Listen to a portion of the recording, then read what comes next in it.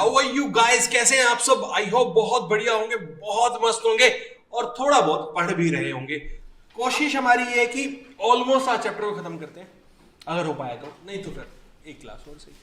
बात करते हैं हम आज फर्स्ट टर्म की, आज की वो है ट्रेड रिसीवेबल। ट्रेड रिसीवेबल समझना, पहले मैं आपको बहुत बेसिक से समझाता हूं ये होता क्या है। ठीक है, कह रहा है वो पैसा जो रिसीव होना बाकी है। रिसीवेबल का मतलब तो समझ आ गया, रिसीवेबल जो रिसीव होना बाकी है। ठीक है, बिकॉज ऑफ या ड्यू टू सेल, जो हमने सेल की होगी उसकी वजह से, सेल ऑफ गुड्स या सर्विसेज चाहे हमने गुड्स बेचे हो चाहे सर्विसेज दी हो, उसकी वजह से जिसको मैंने अभी सर्विसेज दी या जिसको मैंने गुड्स बेचे उसने मुझे पैसा नहीं दिया, तो वो अभी रिसीवेबल है, उसे बोलते हैं ट्रेड रिसीवेबल। बिल्कुल बेसिक लैंग्वेज में समझ आई बात। मैं बोल रहा हूं यार मैंने सेल्स की, चाहे सेल्स ऑफ गुड्स है या सेल्स ऑफ सर्विस है, उसकी वजह से वो क्रेडिट पे थी, तो उसकी वजह से अभी मुझे पैसा मिलना है, पैसा मिला नहीं है, रिसीवेबल। ठीक है, रिसीव्ड नहीं है, रिसीवेबल है ना। तो ये क्या है? Trade receivables. अब ट्रेड रिसीवेबल्स में आती है दो चीजें, इट इंक्लूड्स टू थिंग्स। अभी डेफिनेशन लिखेंगे। First, sundry debtors and second, bills receivables. ठीक है, sundry debtors and bills receivables. ठीक है, क्या होते हैं ये समझते हैं बेटा। डेटर्स मतलब वो मेरे कस्टमर जिनको मैंने गुड्स बेचा या सर्विसेज दी, उन्होंने मुझे पैसे नहीं दिए, इसका मतलब क्रेडिट पे दी, तो वो बन जाएंगे मेरे डेटर्स। सन्ड्री डेटर्स मतलब बहुत सारे, जिसका मतलब मैं एक ही कैटेगरी में डाल दिया सन्ड्री, मिसलेनियस, बहुत सारे डेटर्स मिला के, एक नाम नहीं है, कई सारे लोग हैं। आइए बात समझ में, वो होते हैं मेरे सन्ड्री डेटर्स। और बिल्स रिसीवेबल्स क्या होते हैं ये अभी समझते हैं बहुत अच्छे से। ये दो चीजें होती है, देखो, एक होता है बिल्स रिसीवेबल्स एंड सेकंड होता है bills payable.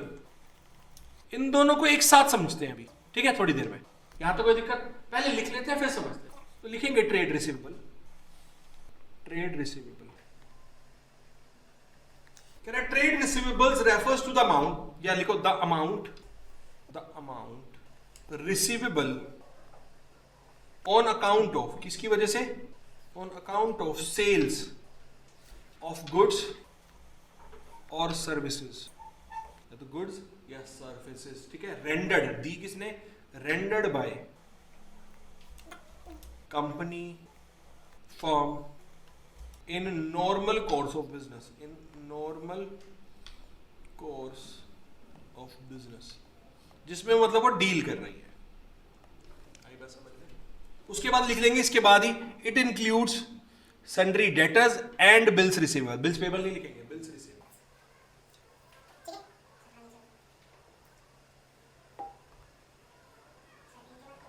In normal course of business,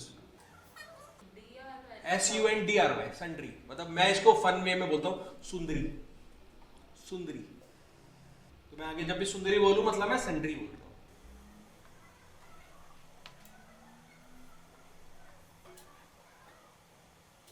लिख लिया, ये बना लिया ऊपर, it includes.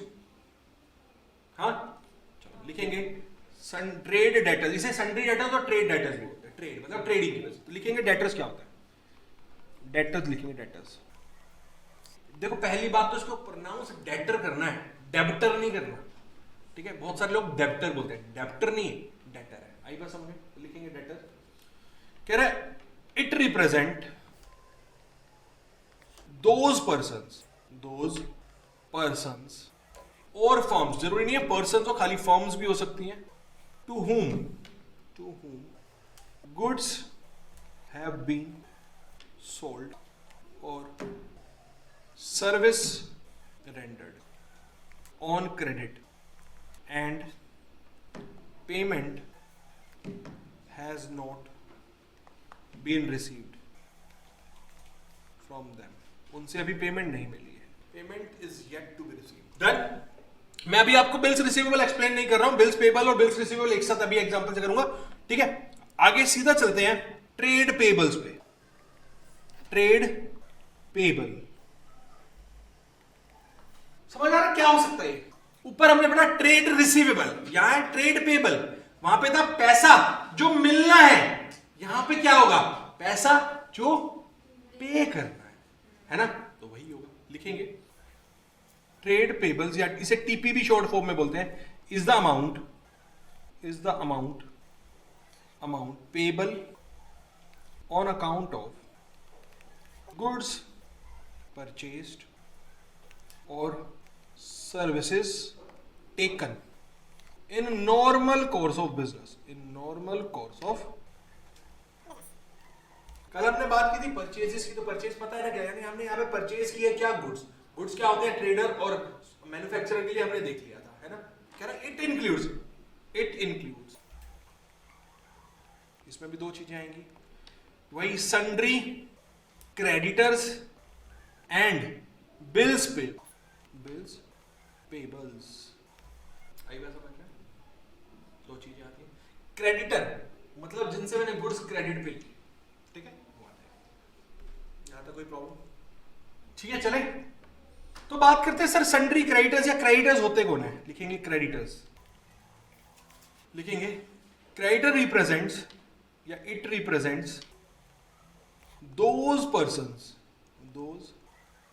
persons or firms from whom goods have been purchased, जिनसे हमने गुड्स परचेज किए, और सर्विसेज टेकन, ठीक है, या टेकन को प्रक्योर्ड भी बोलते हैं, procured on credit and payment not been made yet, payment उसके लिए अभी अब तक हमने नहीं की है, payment not been made yet, done, पक्का? ओके जी, चलो अब बात करते हैं bills payables and bills receivable की, one of the most important terms, ठीक है? करें स्टार्ट, सबका ध्यान सामने, अब लिखेगा कोई नहीं, पहले मैं एक्सप्लेन करूंगा, ठीक है? सुनना, एक तो bills receivables and bills payables, इन दोनों को कंबाइंडली बोलते हैं बिल्स ऑफ एक्सचेंज। क्या बोलते हैं? अब सुनना, मैं बहुत अच्छा एग्जांपल लूंगा, उससे दोनों चीजों को समझने की कोशिश करेंगे। देखो, दो पर्सन है, एक है ये हमारे स्मार्टी बॉय मारुत, और दूसरे हैं मोस्ट वांटेड आरव, ठीक है? दो लोग हैं हमारे, पक्का? ये है सेलर और ये है बायर, ठीक है? हम गुड्स की बात कर लेते हैं। तो इन्होंने इनको दिए गुड्स, क्या भेजिए? गुड्स, मतलब ये डब्बे जा रहे हैं, संदेशे जाते हैं, ये चले गए, गुड्स चले गए, पर यहां से पेमेंट नहीं आई, आया क्या? वादा, वादा रहा प्यार से प्यार का, ठीक है, कि मैं तुम्हें वादा करता हूं कि मैं तुम्हें पेमेंट जरूर दूंगा। तो हम बुक्स बना रहे हैं मिस्टर मारुत की, किसकी बुक्स बना रहे हैं? मारुत की। तो मारुत की बुक्स में आरव क्या बन गए मेरे? डेटर। क्या बन गए? डेटर, जो पैसा देगा, देनदार, डेटर को हिंदी में बोलते हैं देनदार, तो ये क्या बन गए? मेरे डेटर। यस और नो? क्योंकि गुड्स गए थे क्रेडिट पे, हिंदी में इसे बोलते हैं देनदार, ठीक है जी।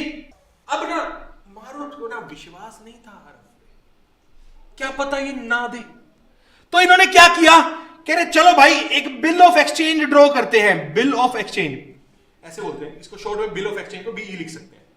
क्या है बिल? यहां पे इन्होंने एक बिल बनाया। ये जो बिल बना रहे हैं ना, बनाने वाला कौन है? मारुत खुद। जो बिल बनाता है उसे बोलते हैं ड्रोअर। ड्रोअर, क्योंकि ये बिल कर रहे हैं ड्रॉ। कौन है यहां पे ड्रोअर? मारुत। और मारुत बिल बना किसके बिहाफ पे रहे हैं? आरव के बिहाफ पे। क्या लिखेंगे? मैं आरव वादा करता हूं, जो मैंने गुड्स लिए हैं मिस्टर मारुत से, उसके पैसे मैं उनको 2 महीने बाद या 3 महीने बाद दे दूंगा। आई बात समझ में? ये बनाया किसने? मारुत ने। बनाया किसके बिहाफ पे? आरव के बिहाफ पे। लिखा क्या? मैं आरव जिसने गुड्स लिए हैं मिस्टर मारुत से, वो उनको पैसा गुड्स का 2 महीने बाद या 3 महीने बाद रिटर्न कर देंगे, जो भी टर्म्स होंगी, ठीक है। और ये जिस बिल जैसे ही ड्रॉ कर देते हैं, मारुत जी भेज देते हैं आरव के पास। भेज दिया, आरव को ये बिल मिला, आरव जी बिल पढ़ेंगे, अच्छा ओके, और इस पे अपने साइन कर देंगे, आरव कर दिए साइन, और वापस रिटर्न कर देंगे किसको, मारुत को।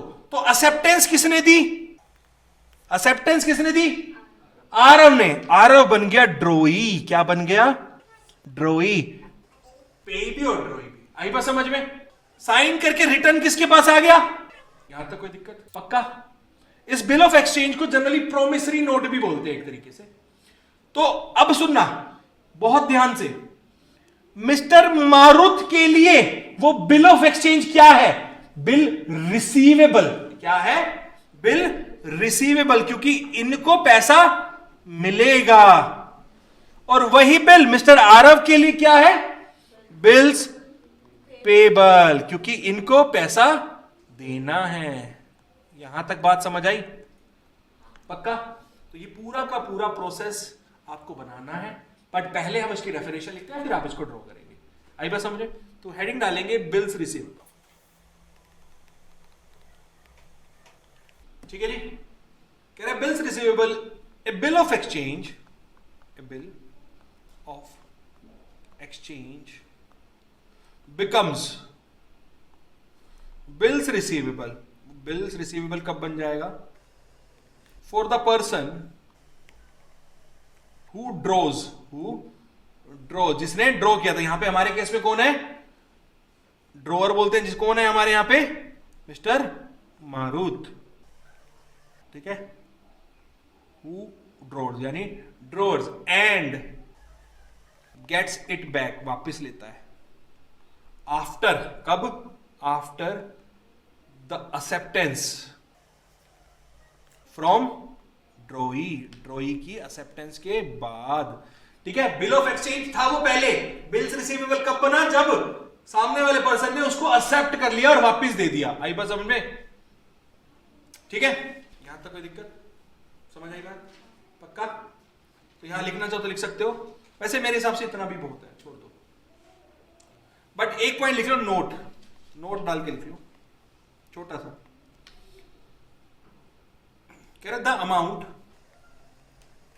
स्पेसिफाइड, जितना भी अमाउंट होगा उस बिल में जो लिखा गया होगा, specified in such bill, spelling देखना क्या लिख रहा हूं मैं, गधा हूं क्या मैं।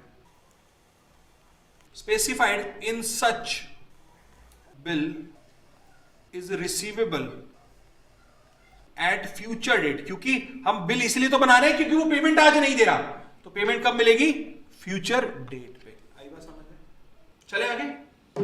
तो बिल्स रिसीवेबल क्या हो जाएगा, बिल्स रिसीवेबल,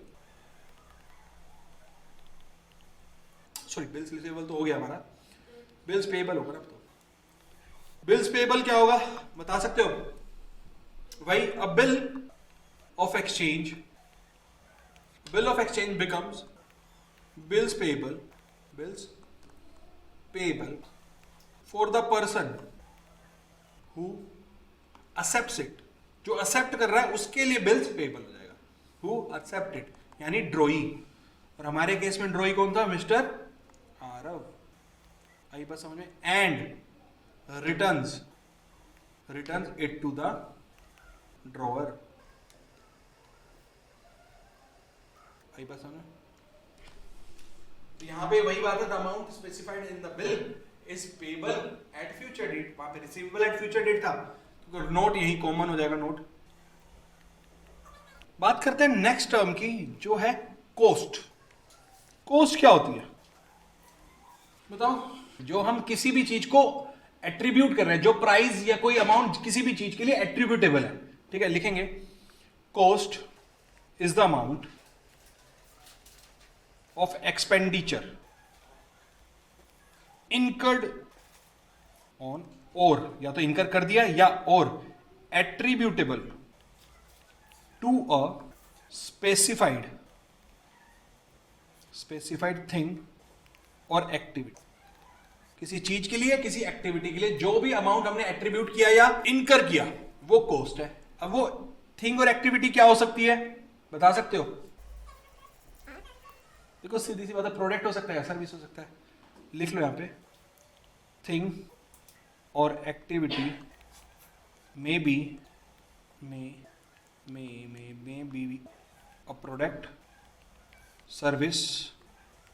ठीक है, चले आगे बात करते हैं वाउचर।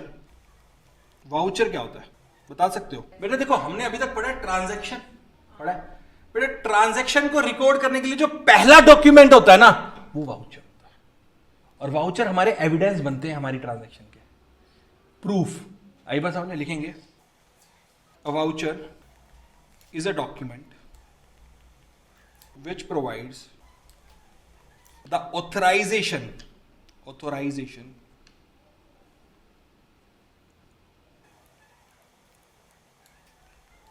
to pay, and आपका एक चैप्टर भी आएगा इस पे, आगे हम बात करेंगे, to pay and on the basis of which business transactions are first of all recorded in books of account। ठीक है, नोट कह रहा है separate voucher is prepared for each transaction. हर ट्रांजैक्शन के लिए हम सेपरेट वाउचर्स बनाते हैं, and it specifies which account to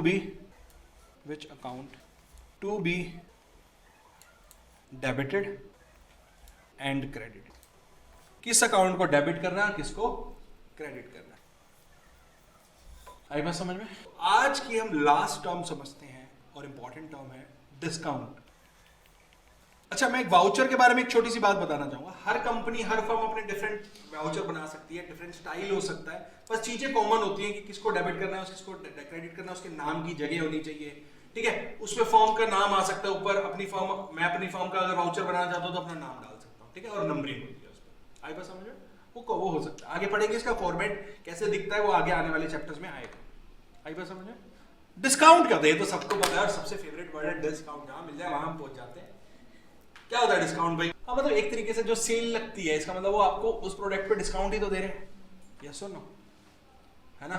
लिखते हैं, कह रहे डिस्काउंट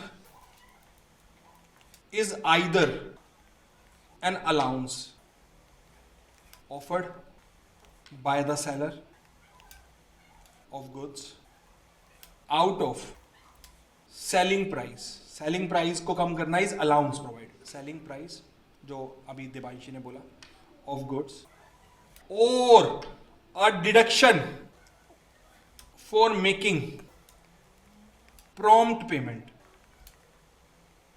ठीक है यार, मानो मैंने आपसे 100 रुपए लेने थे, मैंने बोल दिया आपको कि यार आज पैसे दे दोगे तो 95 दे दो, नहीं तो कल 100 देने पड़ेंगे। तो जो जल्दी पेमेंट करने के लिए जो मैं आपको डिडक्शन दे रहा हूं ना, उसे भी डिस्काउंट बोलते हैं। आई बात समझ में? मुझे पता है कल आएंगे नहीं, इससे अच्छा 5 कम आ जाए तो ही बढ़िया है कि नहीं? तो डिस्काउंट दो टाइप के होते हैं। डिस्काउंट दो टाइप का होता है, एक होता है ट्रेड डिस्काउंट, एक होता है कैश डिस्काउंट।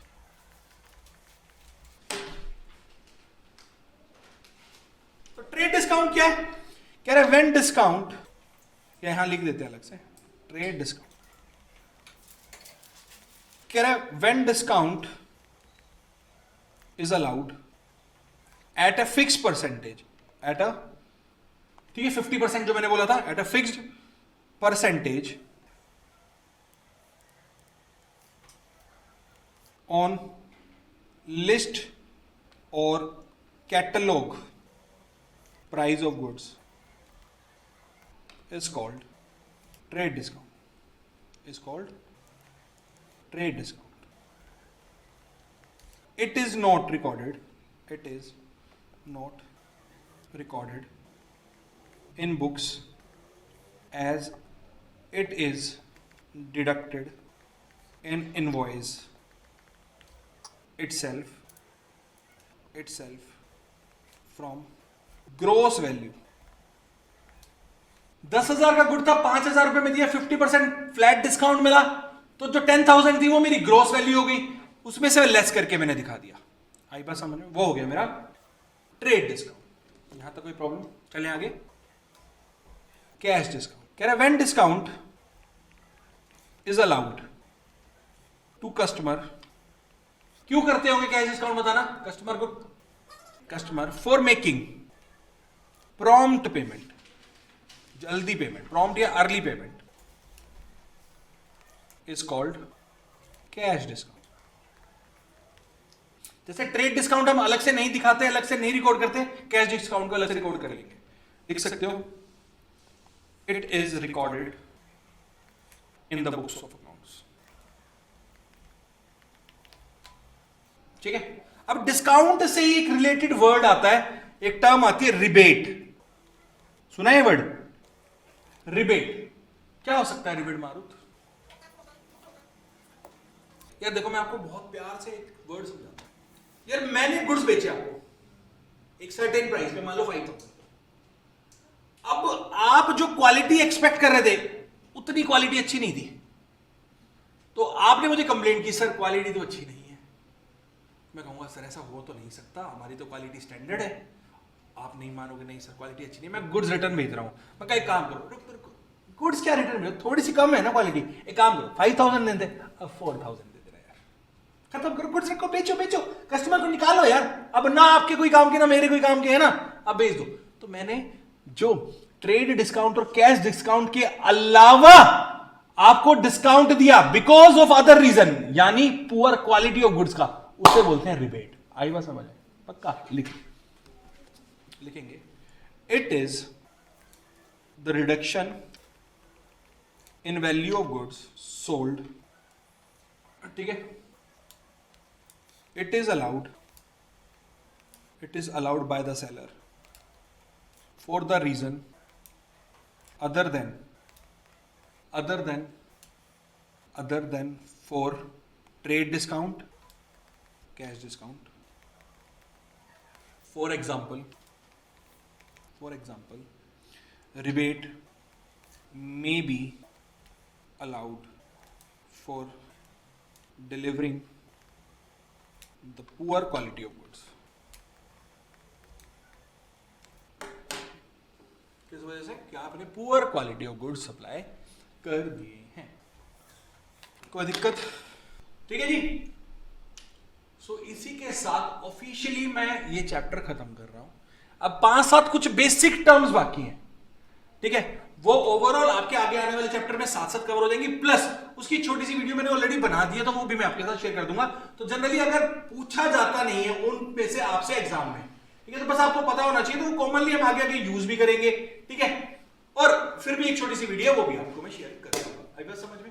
पक्का? तो यहां पे हम ऑफिशियली सेकंड चैप्टर खत्म कर रहे हैं अपने टर्म्स, और कल नेक्स्ट क्लास में हम अपना चैप्टर 3, जो कि एक इंपॉर्टेंट चैप्टर है, जिसके बेसिस पे हमारा अकाउंट्स डिपेंडेंट है, प्रिंसिपल्स, वो स्टार्ट करें।